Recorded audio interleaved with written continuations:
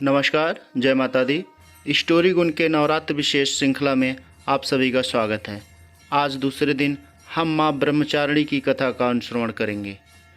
नवरात्रि के दूसरे दिन माँ ब्रह्मचारिणी की पूजा की जाती है। ब्रह्म का अर्थ तपस्या होता है और चारिणी का अर्थ होता है आचरण, अर्थात तप का आचरण करने वाली। देवी ब्रह्मचारिणी की पूजा से तप, त्याग, संयम की प्राप्ति होती है। माँ का यह स्वरूप अत्यंत ज्योतिर्मय और भव्य है। माता मंगल ग्रह की शासक हैं और भाग्य की दाता हैं। अग्नि की राख में भस्म होकर माँ सती ने पर्वतराज हिमालय की पुत्री के रूप में जन्म लिया और उनका नाम शैलपुत्री रखा गया। जब वह बड़ी हुई तब नारद जी ने उन्हें दर्शन दिए और बताया कि अगर वह तपस्या के मार्ग पर चलेंगी तो उन्हें उनके पूर्व जन्म के पति शिव जी ही इस जन्म में भी वर के रूप में प्राप्त होंगे। उन्होंने कठोर तपस्या की, तब उन्हें ब्रह्मचारिणी नाम दिया गया।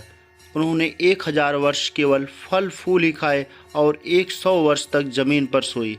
कई वर्षों तक कठिन उपवास रखे और खुले आसमान के नीचे सर्दी, गर्मी और घोर कष्ट सहे। 3000 वर्षों तक टूटे हुए बिल्वपत्र खाए और भगवान शंकर की आराधना की।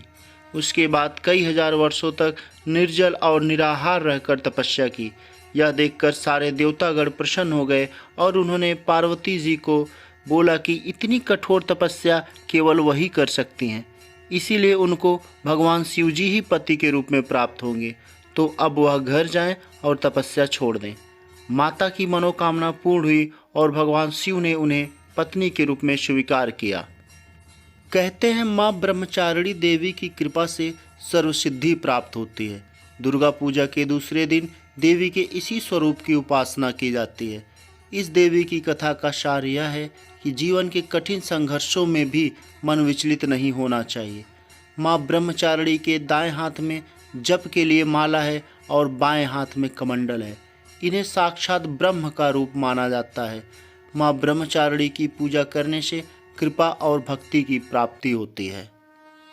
तदानम कर्म पद्माभ्याम अक्षमाला कमंडलु देवी प्रसीदतु मयि ब्रह्मचारिण्य अनुत्तमा। यह माँ ब्रह्मचारिणी का सिद्ध मंत्र है। इस दिन हमें इस मंत्र का उच्चारण अवश्य करना चाहिए। धन्यवाद। जय माता दी।